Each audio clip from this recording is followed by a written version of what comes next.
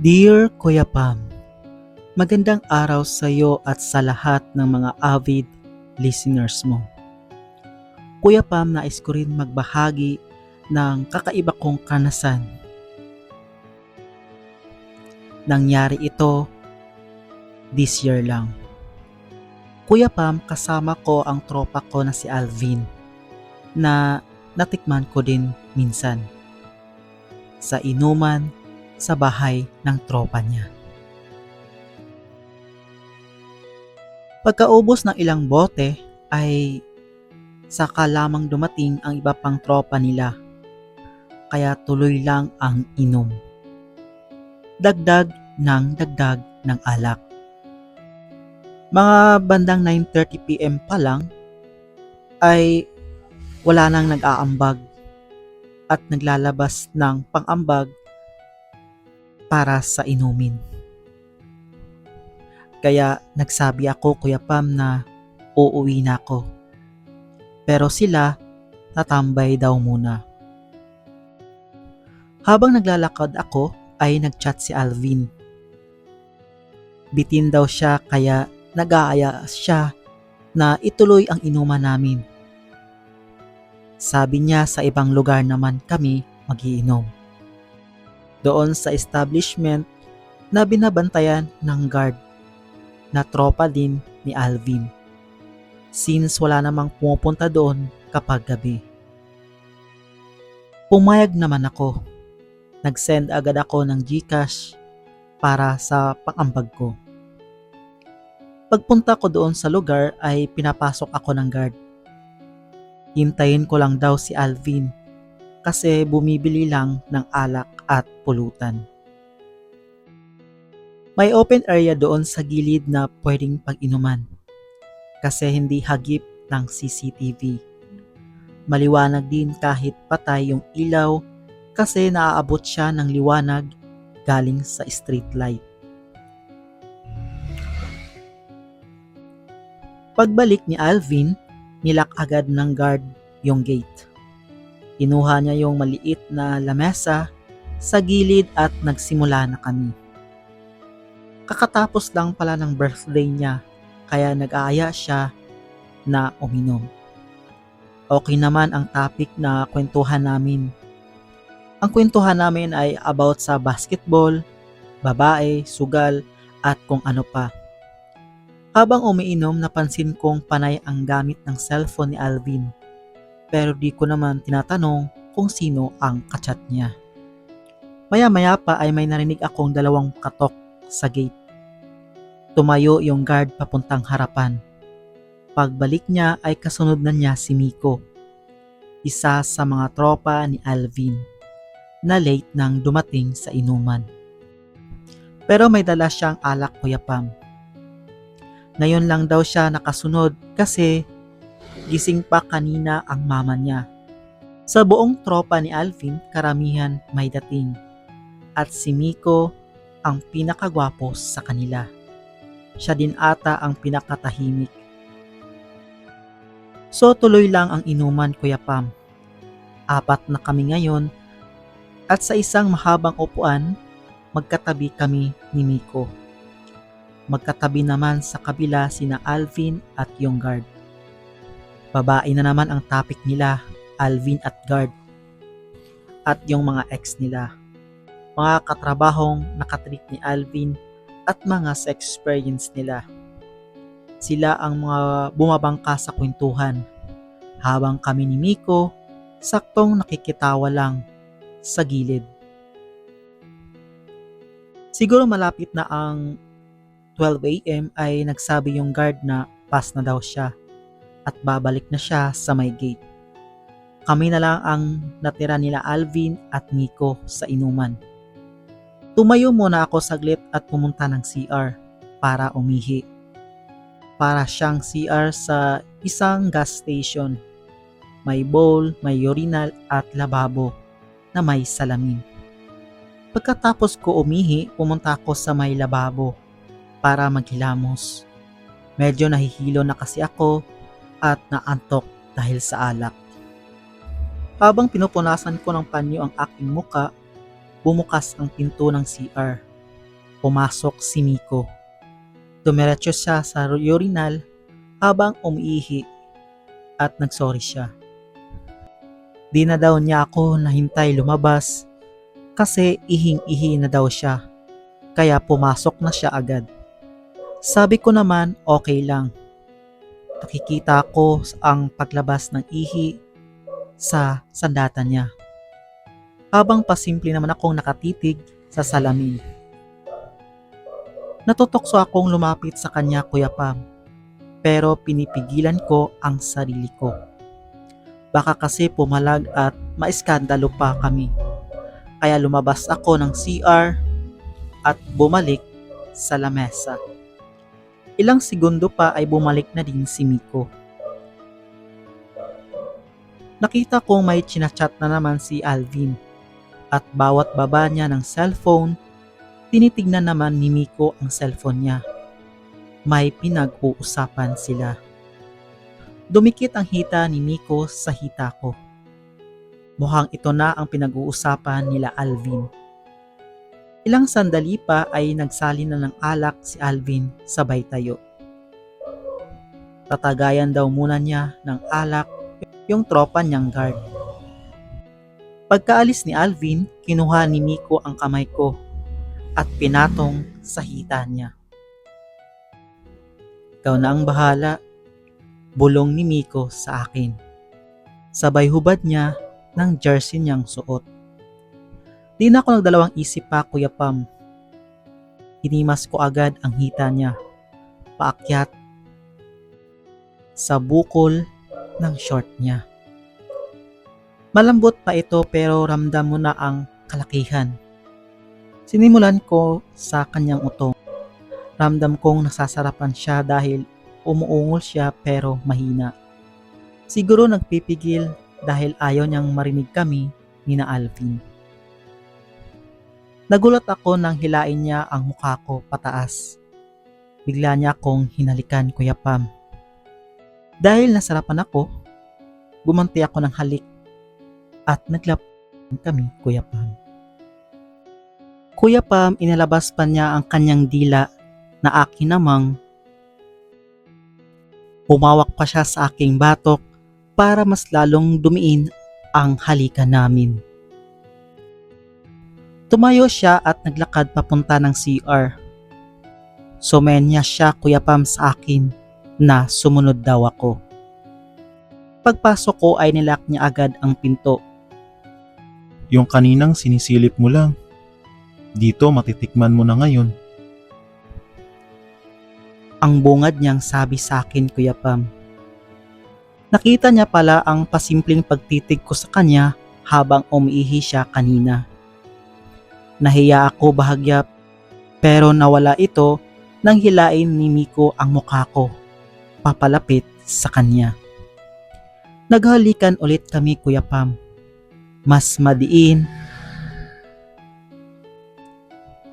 Dito na lumabas ang bogli niya.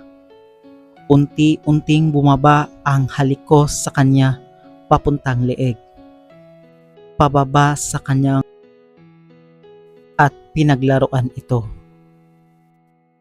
ng aking habang hinihimas ang kanyang sandata sa short ay agad din naman siyang napaungol.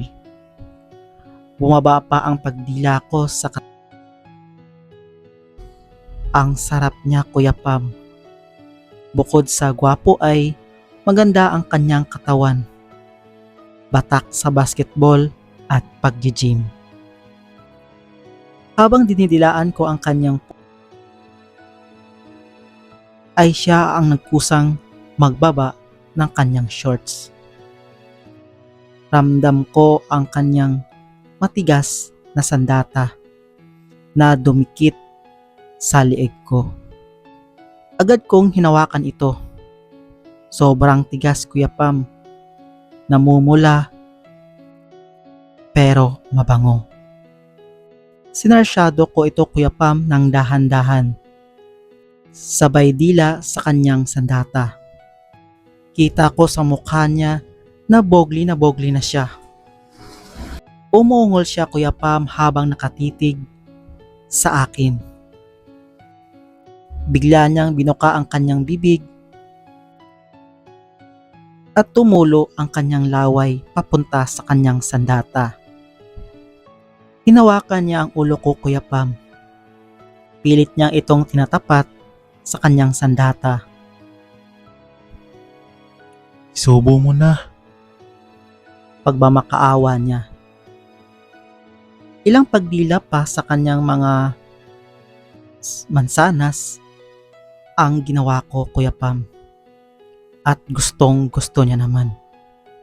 Sa bawat pagdila ko ay napapataas ang ulo niya habang umuungol. Sarap na sarap siya, Kuya Pam, sa aking ginagawa. Sinimulan ko ulit itong isubo at pinaglaruan. Hanggang sa unti-unti ko itong sinagad. Kinaya ko ito, Kuya Pam, kahit may kalakihan at sobrang taba. Nahihirapan ako, Kuya Pam, isubo ito ng buo. Wala kang ibang marinig kay Miko, Kuya Pam, kundi ang kanyang at napapalakas niyang ungol. Wala na siyang pakialam kahit marinig kami sa labas.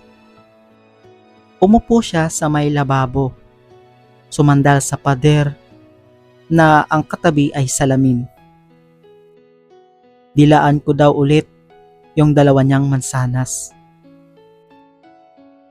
Agad ko naman itong ginawa at tinaas baba ko pa ang kanyang sandata. Na naman siya ng mura, Pam, na para bang nababaliw sa aking mga ginagawa. Muna ulit, please. Sabi niya na may halong pagmamakaawa. Muli kong hinawakan ang kanyang sandata, Kuya Pam.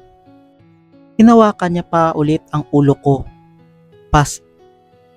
para mas lalong maisagad at maidiin ang sandata niya. Mas madiin, mas mabilis. Naluluha na ako that time, Kuya Pam. Kasi parang di ko na talaga kaya kasi binabaon niya na ng sobra at mabilis itong pagtaas baba at labas-pasok. Habang ako naman ay naghahabol ng aking hininga. Pawis na pawis siya, Kuya Pam. Pumapatak sa mukha ko ang kanyang pawis.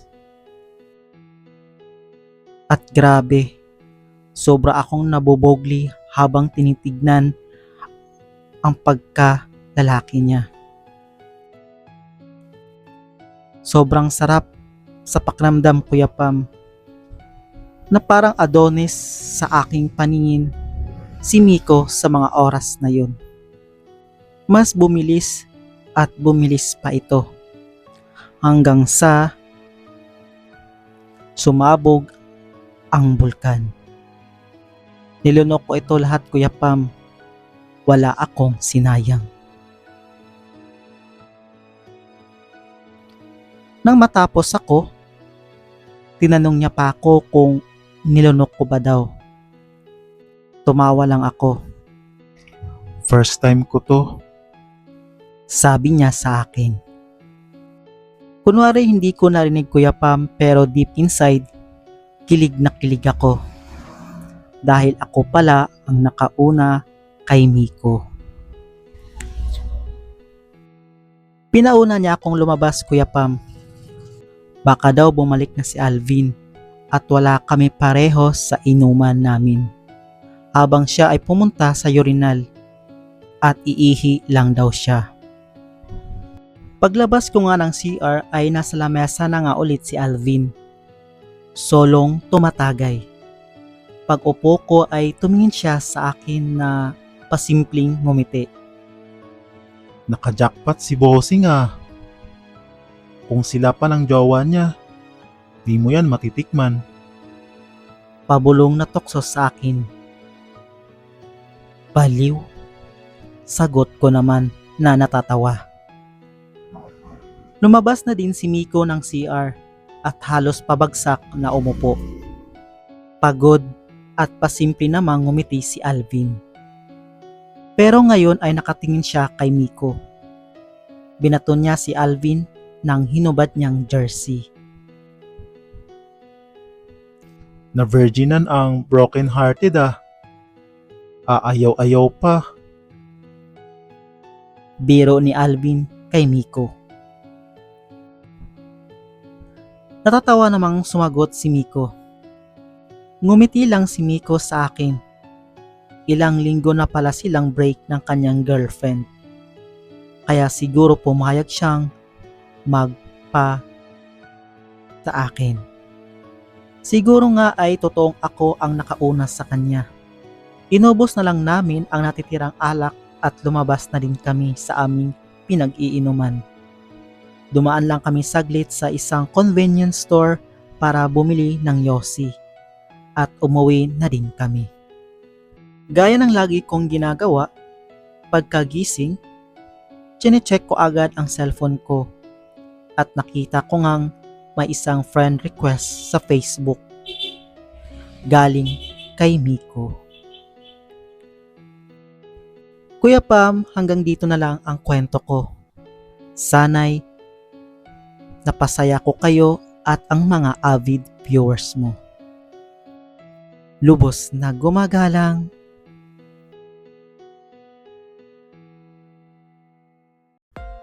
Alright, at dito na nga nagtatapos ang ating kwento na ipinadala at niliham sa atin ng ating Sander, okay?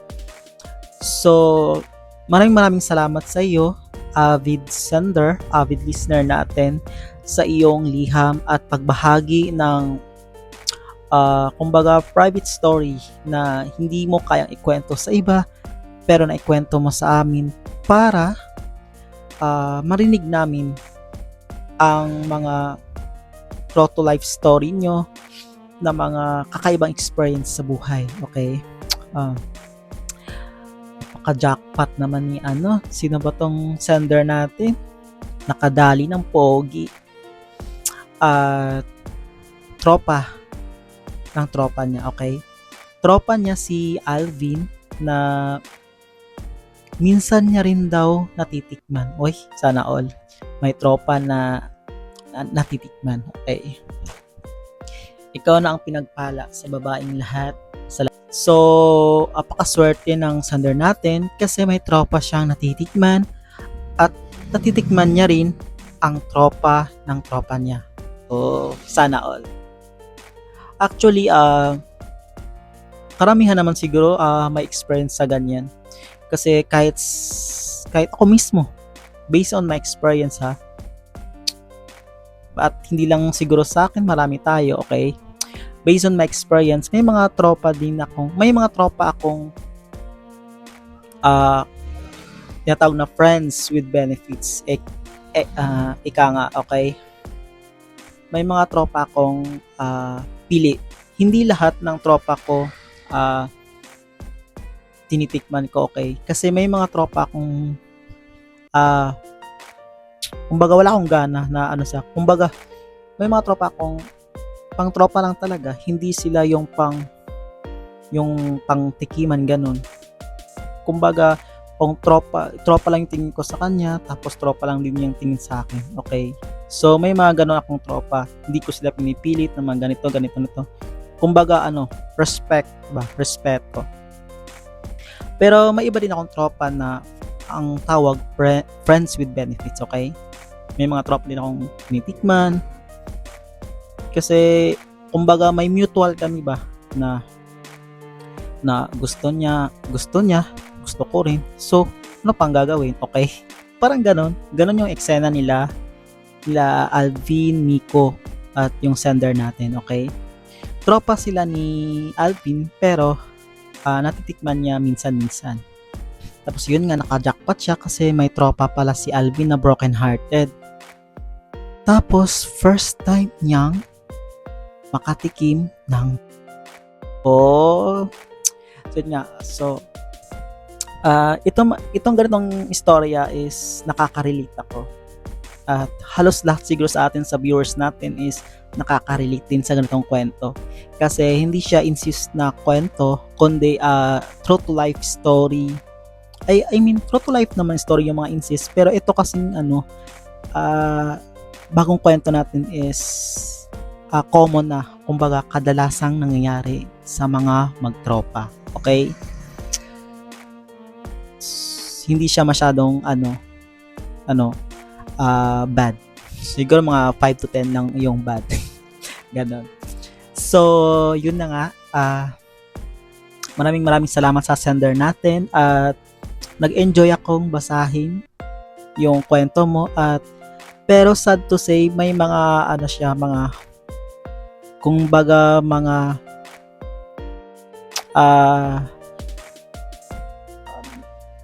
bastos na mga words na finiltered out ko. Actually, medyo maselan yung kwento niya. May parts na maselan yung bandang dulo. Kaso, finiltered out ko na yung iba. Kasi, yun, bawal nga sa YouTube yung ganun. Bawal sa YouTube yung ganong mga words na masyadong foul, okay? Masyadong maselan. So, yung iba pinalitan ko, yung iba inedit ko. Okay? So, pagpasensyahan nyo na sa mga viewers natin na hindi masyadong daring nga kasi nga ulit kong sinasabi, bawal na bawal sa YouTube yung mga ganong salita. Okay? So, as long as naintindihan nyo naman yung kwento at nasubaybayan nyo, yun na yun. Okay? So maraming salamat sa lahat ng nanonood sa atin ngayon. At sa mga hindi pa nag-subscribe, please subscribe my YouTube channel para dumami pa tayo, mag-grow tayo. And then like the video. Pagkatapos nyo panoorin, i-like nyo at pwede nyo ring i-share. Okay? To widen the audience. Okay? Maraming salamat sa lahat ng mga commentators natin na siguro mga 3 years or 4 years ko ng avid listeners ito. Kasi ang tagal ko ng content creator, ang tagal ko ng storyteller, pero hindi kasi masyadong nag-grow yung channel ko kasi matagal din akong nawala, okay? Hindi ako nag-focus sa channel ko. So maraming salamat sa ating commentator, sa lahat ng mga patuloy na nanonood sa akin. God bless us all. At dito na nga nagtatapos sa ating kwento. See you next time at sa susunod nating kwentuhan. Ito muli ang inyong Kuya Pam. Dear Kuya Pam. Bye-bye.